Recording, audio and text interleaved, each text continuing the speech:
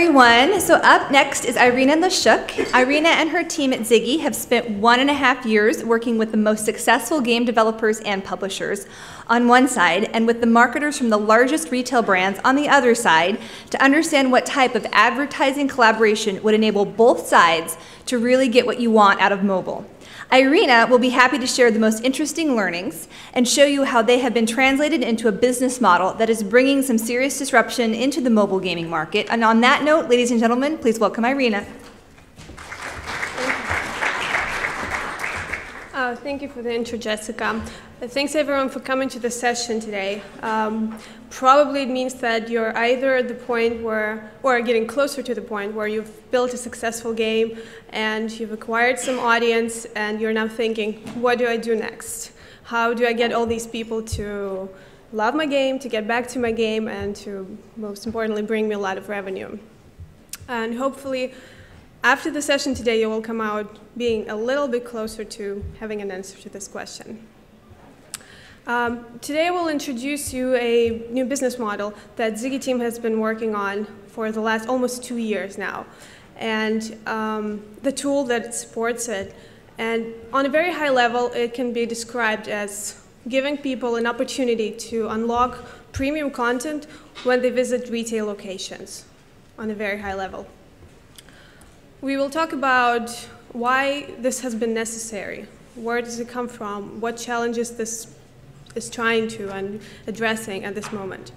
I will explain how it works both on the business model side and how it is perceived by users and what that means for user experience. We will see what effect it has on user engagement and retention, and very importantly, we will cover the part of what is it in this model that makes it so attractive to retailers and why they're willing to spend huge dollars on in-game marketing if they have tools like this.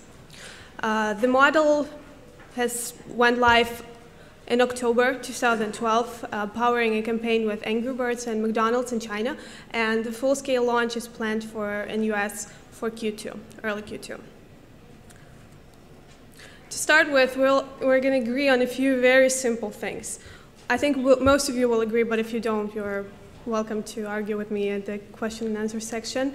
So we know that freemium is the future of gaming. Freemium is where market is going. It allows wide adoption, and in-app purchases, virtual goods, all kinds of offers is how the money will be increasingly made on mobile. We also know that the absolute majority, well, not absolute, but the majority of players don't stay with the game very long. A lot of them, around 60% of players, leave within the first 30 days of gameplay, which creates a bit of a problem for developers, as we know. Another thing we probably will agree with that the absolute majority of players don't buy things in games. We know the cases where developers have been able to monetize up to 10% of their audience, but those are the exceptions. The majority of developers get money from 3 to 5% of their users. That's what we've been seeing from our partners, and that's what you guys have probably heard a lot as well. And the rest, the 95% of the audience, is left wanting the in-game items because you guys make the game so that the person wants to have those little premium features in it, but they're not getting it. We also know that retail and restaurant industry is a huge part of our lives. We grab coffee every day, we go to lunch, we get a haircut, we do our shopping, we do all these things naturally not even thinking about it, and we're never more than 2-3 blocks away from a retail location. And very importantly, I hope you will agree that most developers until now haven't figured out how to do freemium right, how to make money and how to leave the users happy. A lot of developers either under-monetize the game or they over-pressure users. So they make them buy or leave pretty much, or they show them so many users that the annoyed player just ends up leaving it again. And this is something that we're all trying to solve here. So having learned about all this and having put all the dots together, we have come up with this Ziggy model, which works on the business side in a way that Ziggy team partners with game developers on one side and the biggest retailers on the other side, and tries to match up the audience of the game with the audience that the brand is trying to target with their advertising, with their marketing, and to bring into their stores. Ziggy gives the developer a location-based SDK, which is a pretty straightforward SDK, but based on a quite sophisticated technology. By the way, it's our parent company, CloudMate, has been in the location industry for almost 5 years, and well, we basically got that part covered well. The developer integrates SDK into the game, and from that time, the game always knows where the person is when he or she's playing the game, or when the game is running in the background mode. We secure sponsor campaigns, and the developer starts getting revenues. Simple as that. But the interesting part is how the user experiences all this. Let's imagine this scenario. Jane is sitting in the office, being a little tired, low on energy, has had a few meetings, and she decides to pull out her game, her favorite game, Trapeze Heroes. She's fascinated by building circus, and she wants to take a little break. This time, she sees something new in the game. If you look at the bottom right corner, you see this little green thing. It doesn't look like a banner. It never looks like a pop-up or something that jumps in your face. It just looks like a regular in-game notification. And it tells her that this time she's close to some locations where she can get free rings nearby. Or it can be presented differently at different entry points in the games. She can get a carnival grip nearby. Jane gets curious. She has heard about carnival grips and rings. She knows they are available for purchase in the game. She never bought them, never even thought about buying it, just because she thinks it's silly to spend real money in the game. But she wants to learn more, so she clicks on it. She sees a map that is pretty customized into the game experience. She sees that this little blue circle is where she is, and that there is a toffee coffee shop nearby where she can get those in-game items unlocked for free. She has heard about this coffee shop. She's never been there. She goes to a different one, but she says, why not? Why not try it? She was going to get coffee anyway later in the day. So, well, at the point when it's convenient for her, Jane is going to a coffee shop, and the minute she walks into the store, the location trigger works and unlocks the in-game item for her. She gets this little joyous notification that tells her, congratulations, welcome to Toffee Coffee, here's your carnival grip, enjoy the play. So at this point, well, she grabs a coffee probably because that she wears when she comes there. She very likely grabs a cake. She's excited now and pretty happy with the brand. And she pulls out her game again to take another session with a new feature. She loves it. At this point, we also allow advertisers to target the audience with their special offers. So the person is standing in the store, they just received something really cool in their game, and they get another offer that allows a sponsor or an advertiser to track the sales that are impacted by the specific campaign. This is optional, by the way. There are a lot of campaigns where brands just want a person in store and then rely on their in-store marketing, and they don't want to offer anything additional for purchases. And it depends on the marketing, the strategy of the brand. This is pretty straightforward, right? As in the user experience. Let's talk a little bit about how this drives engagement and retention. On a high level, this is all about giving people access to the full game experience. Have you ever wondered why whales get back to your game so much and love your game so much? Well, it has a lot to do with the fact that they get all of it, and they are not limited with any features. They just use all the coolest stuff that you've built, and they like it. And this is something. This model basically allows you to give the same opportunity to users who would never, ever pay for these features, so wouldn't get them otherwise. This allows you, since you get additional revenue, you don't have to pressure people too much to buy things now or to make, to rely on the advertising, on the banner, on interstitial advertising, or any other kind of advertising too much. You don't have to pressure, you don't have to spoil the user experience pretty much. And this also allows you to get people back to your game during the day as they go on with their most usual daily routines. Like John is sitting in a haircut and he's deciding to pull out his Facebook to check what's going on, and he sees a notification, and that even if he doesn't look at the game, he sees that you're close by a mall where you can get a new level for free. Well, he knows that regardless of whether he goes or not, he will pull out the game and play at that point. Very likely so, at least. And a very interesting point here as well is that most of you are familiar with the concept of sampling, which is widely used in retail. So you give a person an opportunity to have something, to use something, and to get used to it, to feel like you own it. And it basically applies here just as well.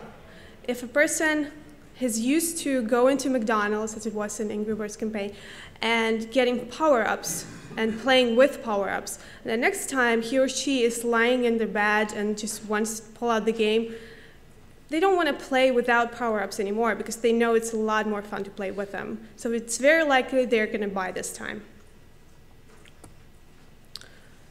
A super important aspect here is, what does it bring to retailers? Why is it attractive? Why this is a low-risk model for them to reach mobile audience? And I've personally talked to quite a lot of retailers like Macy's and Best Buys and the biggest guys in the US market, asking them, what is it that's going to take you to shift bigger ad dollars into mobile? They all know, believe me, they all know that people are playing games. They all know how much time not all, but a lot of them know how much time they spend on the mobile phones and tablets, and they know they should advertise there, but until now they didn't have the tool that allows them to convert this to business results, to track what kind of impact it has on sales. And by building this product, we decided to address that as well. We focus on retail specifically, not other advertisers, is because they have a lot of money and they don't have anything better than this on mobile right now. E-commerce, so the guys who are trying to sell something online through websites, they have a lot of tools. They can see when the person has clicked on some banner, how it went, how they went to the website, whether they bought anything or not. But traditional retail doesn't have that luxury, and we decided to bring it closer to them. The huge value for advertisers lies in the three major things. They get reach. Well, by the way, one of the words is missing. They get reach and branding. So reach is that their brand becomes a part of the game experience in huge games with millions of daily active users. That's perfect for a marketing campaign. And they get extremely positive branding, not something like a banner where user just wants to get rid of it right away and they kind of get annoyed with the brand for interrupting the game experience. They, as opposed to that, they give people something they really want in the game, and they appear at the moments when it's relevant, when you're close by, so the person doesn't see anything when there's no retailer nearby. Just keeps playing as they would otherwise. They have a unique way to bring people to the stores and only pay for that. A very important point I've actually missed while explaining the user experience is the monetizable event here is when the person walks into the store. So the brand pays for each visitor driven to the store. And it's usually in the range of $1 to $4 for a visitor, depending on the conversion, depending on the density of locations, on the basket size, and it's negotiable as well, usually. So the foot traffic part is something they haven't been able to get otherwise from mobile games or from other mobile marketing tools. And very, very importantly is that when the person is in the store, they can present an offer and they can actually impact sales and be able to say that this campaign has brought us this much additional revenue, as opposed to any kind of campaign where they put out banners, they hope after that people have come to the stores and have bought something, they compare in-store sales, make conclusions, that's it. That's not the greatest way to track marketing, and so far it basically has been very easy for us to explain why this works for them. So on a very high level, this is how the model works, and hope you will agree with me that it just simply makes sense. It's going to be improved as it goes. It's going to be tailored and perfected, but it does make a lot of sense. It makes sense for developers, it makes sense for sponsors, and it makes a lot of sense for the end users. Well, thank you very much, and I would love to get questions from you.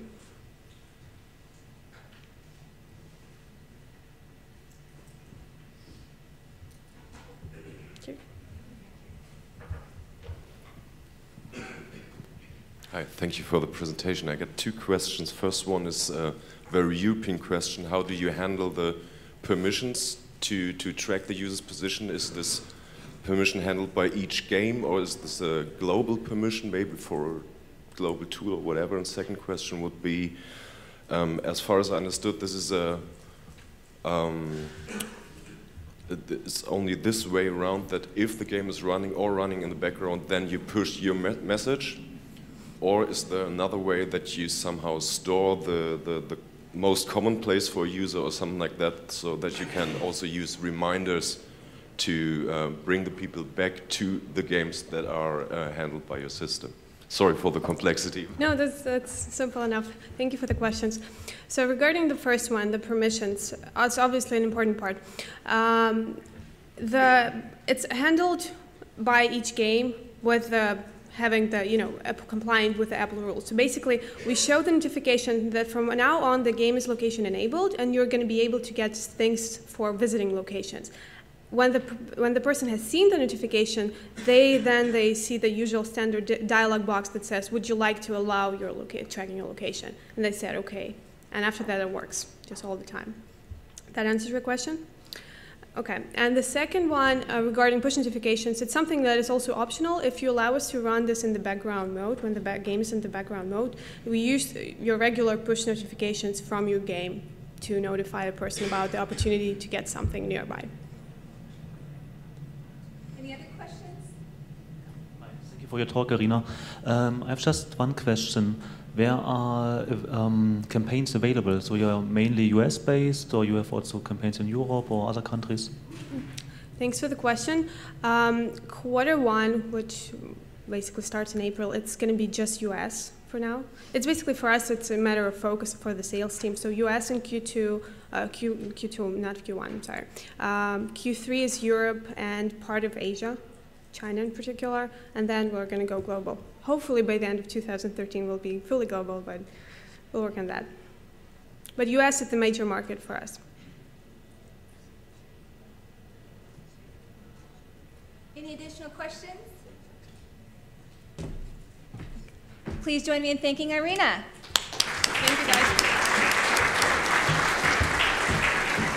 The next session will take place in 10 minutes at 11:30, so please feel free to come back for that.